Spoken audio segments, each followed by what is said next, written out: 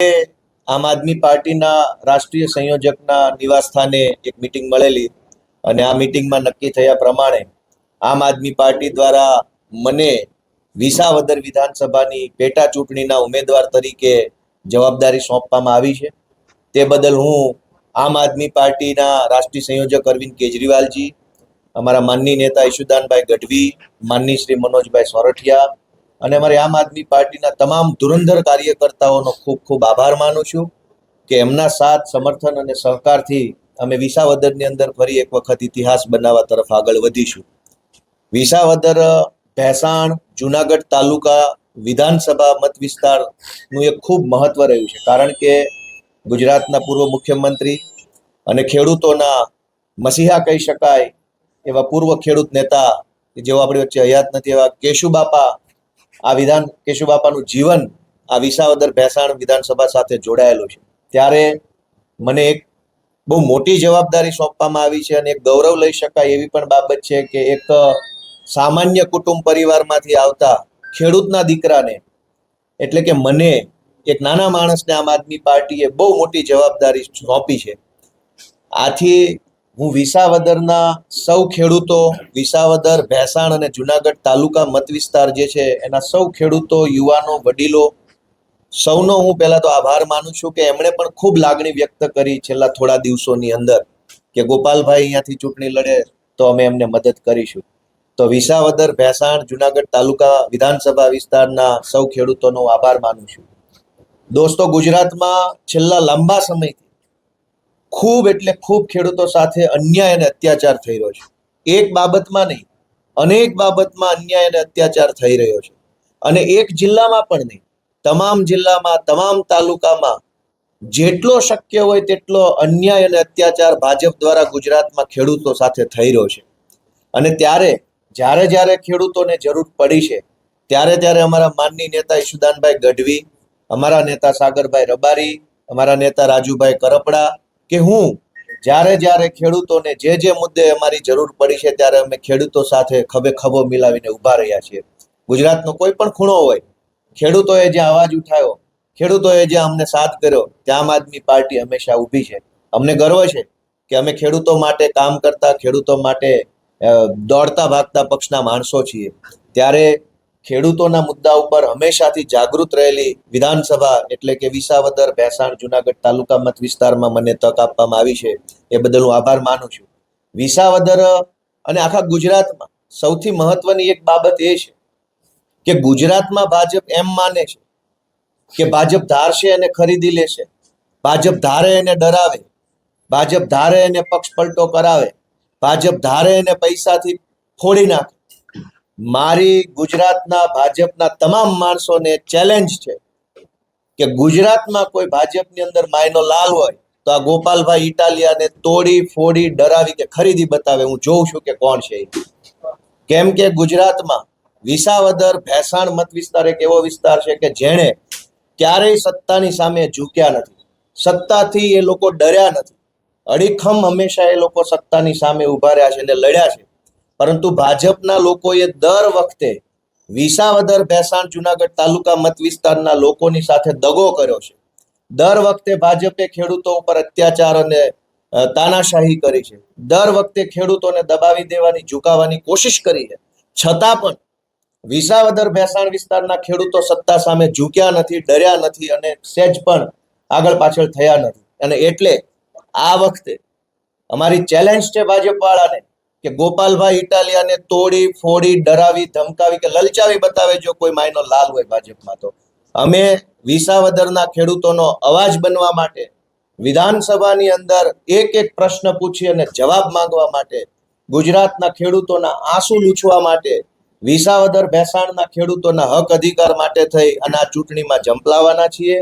પૂરી તાકાતથી, પૂરા તામઝામથી, તન, મન અને ધનથી વિસાવદર ભેસાણ વિધાનસભાની પેટા ચૂંટણીમાં અમે ઉતરવાના છીએ। અમે ગુજરાતના સૌ નાગરિકો પાસે હું બે હાથ જોડીને આશા રાખું છું, વિનંતી કરું છું કે મને મદદ કરજો।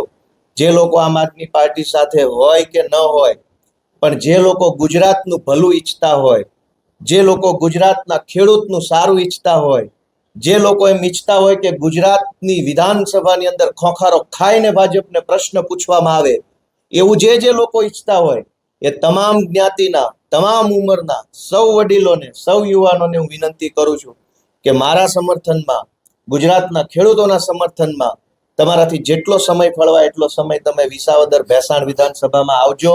મને સૌ તન મન ધનથી સપોર્ટ કરજો. આપણે સૌ સાથે મળી અને રાક્ષસી તાકાતને હરાવીશું, સત્તાની તાકાતને હરાવીશું અને ગુજરાતના ખેડૂતને જીતાડીશું, એવી અમારી સૌને વિનંતી છે.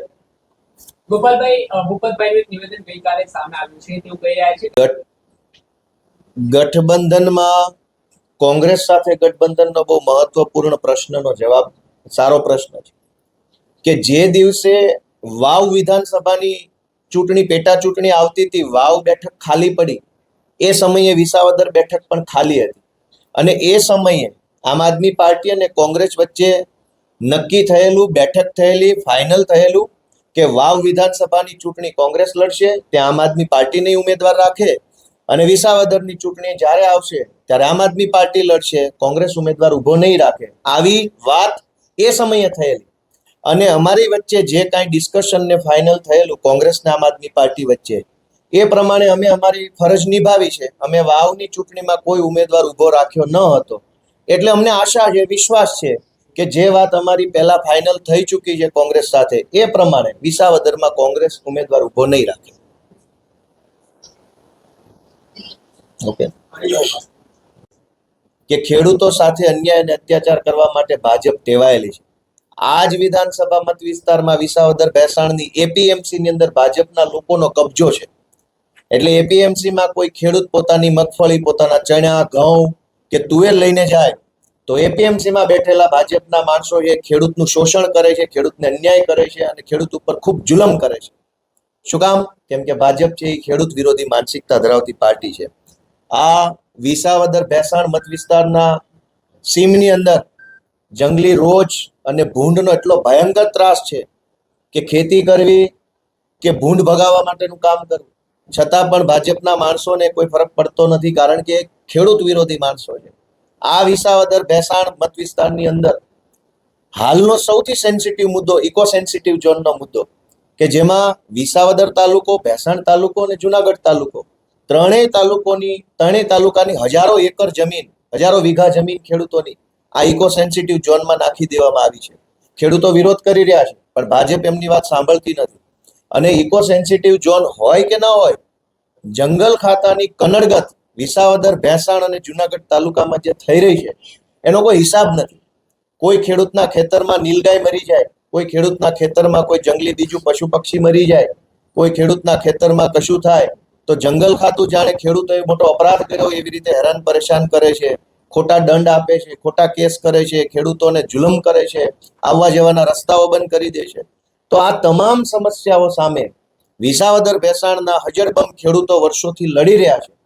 પણ હું એક આશા સાથે, વિશ્વાસ સાથે વિસાવદર પંથકના, ભેસાણ પંથકના, જુનાગઢ તાલુકાના સૌ ખેડૂતોને ભરોસો આપવા માંગુ છું. એક વખત જો મને તક આપવામાં આવશે તો વિધાનસભામાં બેસીને વિસાવદર ભેસાણના તમામ પ્રશ્નો આંખમાં આંખ નાખીને મુખ્યમંત્રીને પૂછીશું અને તમામ પ્રશ્નોનું નિરાકરણ લાવવાનું કામ કરીશું.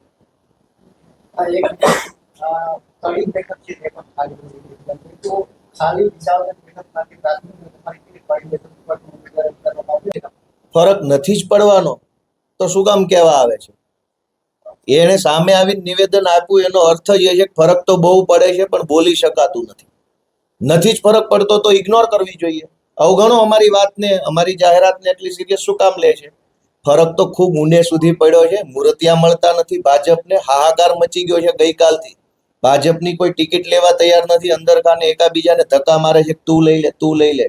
કેમ કે વિસાવદરની આ ખેડૂતોએ જે નક્કી કર્યું છે કે સત્તામાં બેઠેલા લોકોએ વારંવાર વિસાવદર, ભેસાણ મત વિસ્તારના લોકો સાથે દગો કર્યો છે. તો આ વિસાવદર, ભેસાણના ખેડૂતો ઈચ્છે છે કે આ વખતે ભાજપમાંથી જે આવે એને ઘર ભેગા કરવાના છે અને એટલે ફરક ખૂબ પડ્યો છે. ચૂંટણી નક્કી કરશે, જનતા નક્કી કરશે કે શું થવાનું છે.